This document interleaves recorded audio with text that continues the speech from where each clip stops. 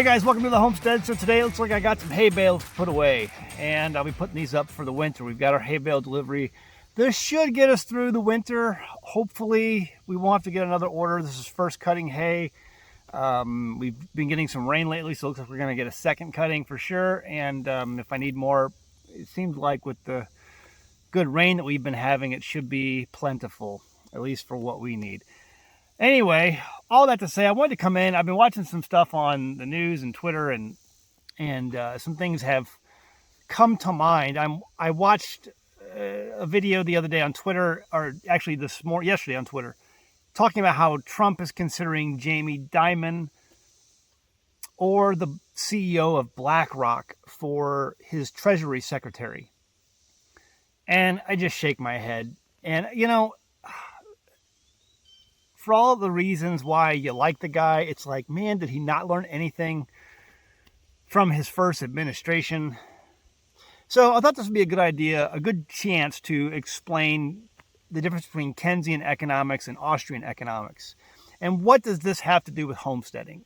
Stick with me here and I'll try to explain that. Real quick, you can see the sheep are out there eating this wonderful grass. We got some good rain, so the grass is growing. It's always good to get rain. Rain is always a blessing. Okay, so why does this matter to homesteading? Stick with me. On one end, you have Keynesian economics, or Keynesian economics, however you want to pronounce it. And then you have Austrian economics. And we live, if you didn't know, in a Keynesian economics country. We practice Keynesian economics here. And if you don't know the difference, let me just go ahead and Google it real quick for you, and I'll read it. What are the differences between the two? Google says, Austrian economists believe government intervention in free markets makes negative business cycles more severe, while Keynesian economists believe governments can implement policies to stabilize the economy and mitigate recessions. Let's just take that first part. Austrian economists believe government intervention.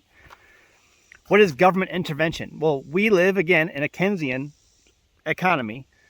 And government intervention is everywhere. You have the Federal Reserve. That's, central bank. That's like, there it is right there.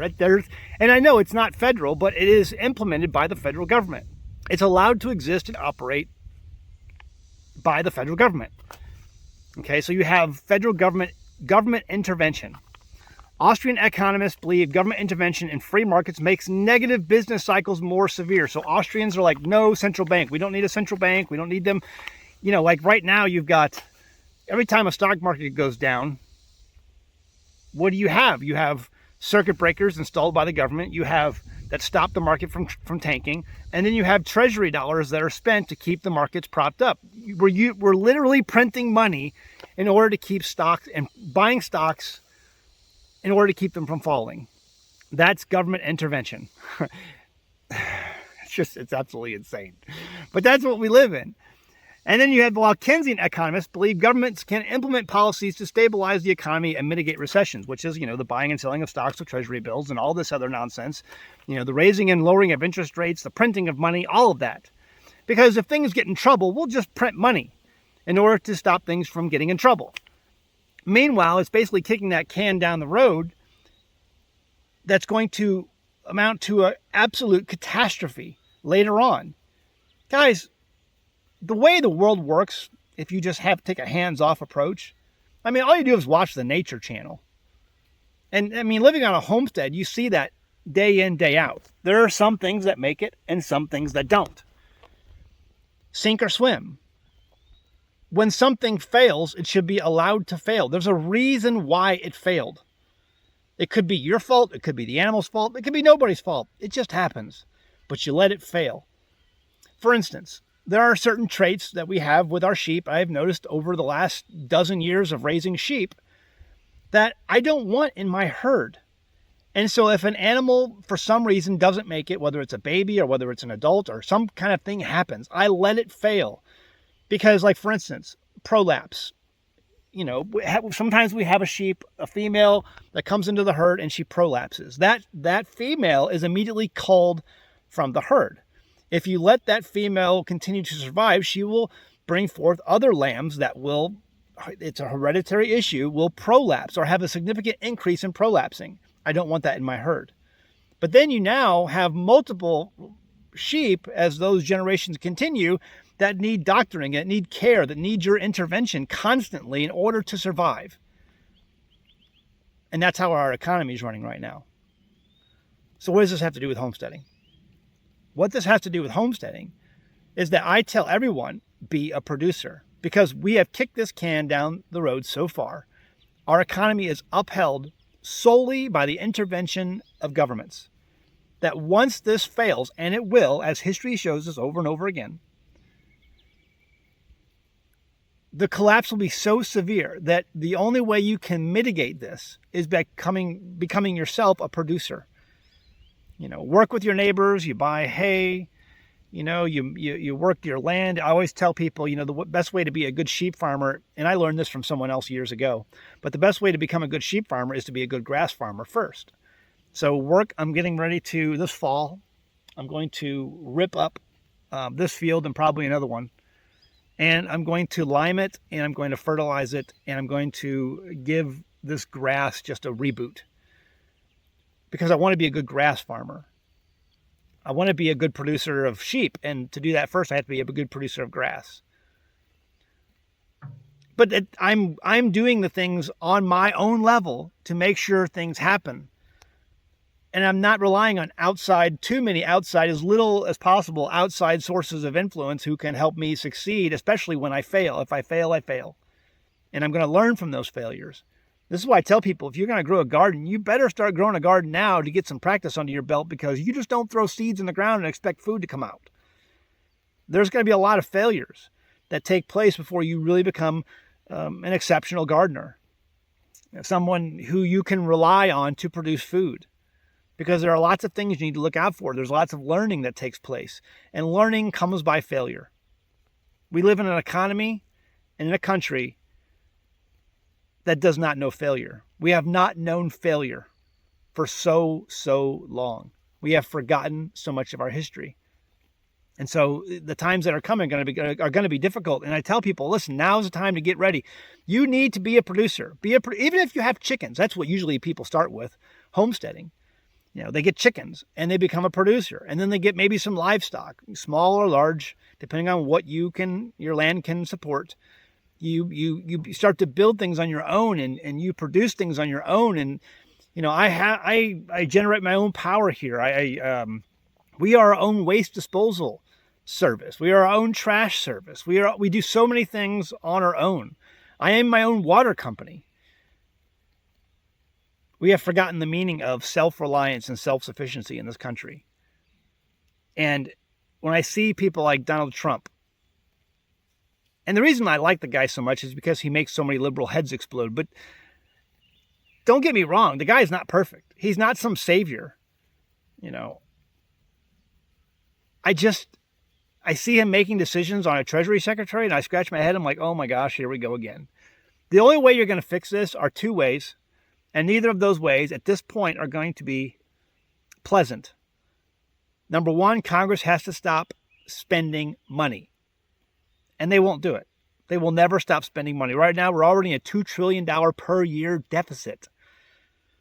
And it's actually more than that, but we don't need to get into the weeds.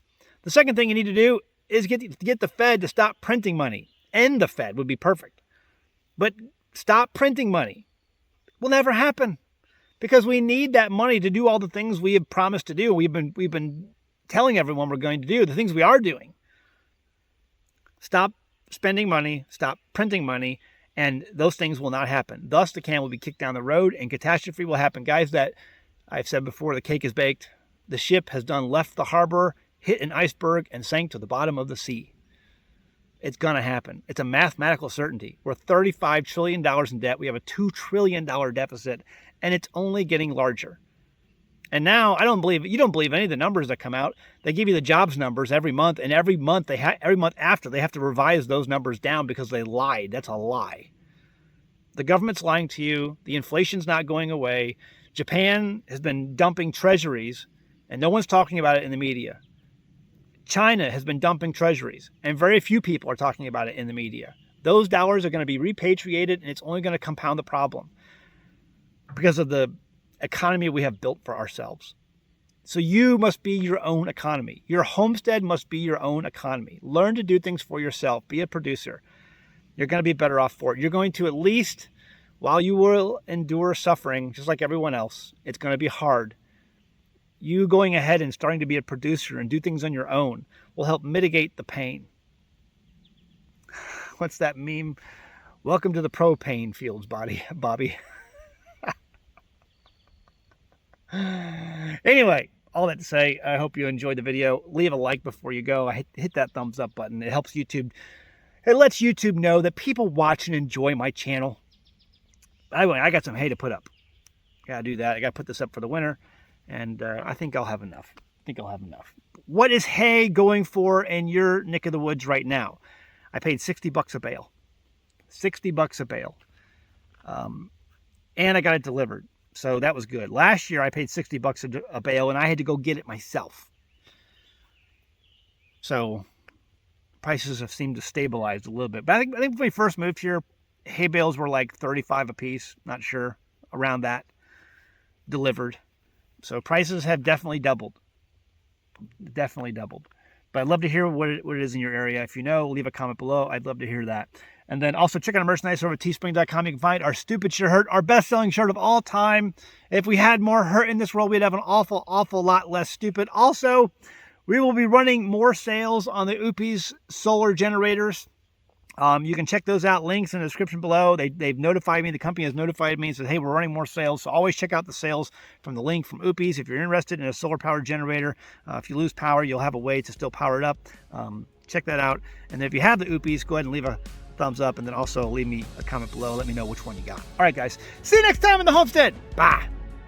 In the spring of 2024, Saudi Arabia ended the long-held practice of requiring its oil to be sold in U.S. currency. And recently, governments around the world have been repatriating their physical gold from Western banks, opting instead to hold that gold within their own borders. China, meanwhile, continues to set records in terms of stockpiling its physical gold reserves, while at the same time dumping billions in U.S. treasuries. All these instances can otherwise be called indicators. Indications that the world is readying itself to participate in trade that does not involve the United States or the dollar. And at home, our banks are showing signs of a deflationary collapse, in which case the FDIC does not have a fraction of the funds on hand to ensure you can get your money should your bank fail. On the other hand, they keep telling us inflation is getting under control, but for some reason, the prices we pay day to day keep going up and products we pay for keep getting smaller. I've put a link in the description below this video that will allow you to start the process to convert money you may have already saved into precious metals that you yourself can hold. You hold it, you own it. Throughout history, precious metals have always been accepted for goods and services, even in the most chaotic of economies and war-torn countries, dating all the way back to when Alexander the Great ruled the known world. Guys, we're over $35 trillion in debt. If you're concerned, I don't blame you. ITM Trading has a well-documented history of helping people put their money into physical metals that you hold. Again, if you hold it, you own it. Hit that link below and see how ITM Trading can help you get the ball rolling towards financial sustainability. The consultation is free and there's no pressure. They will show you your options based on your concerns and goals you have for the future. By doing this, you're safeguarding wealth just like people have done successfully for literally thousands of years.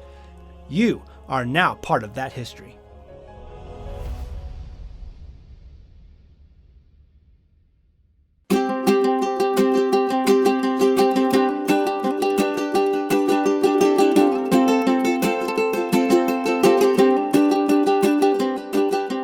Hey guys, did you know you can become a patron of an American Homestead? They get access to private videos, and we send them gifts from the homestead that we make here on the homestead.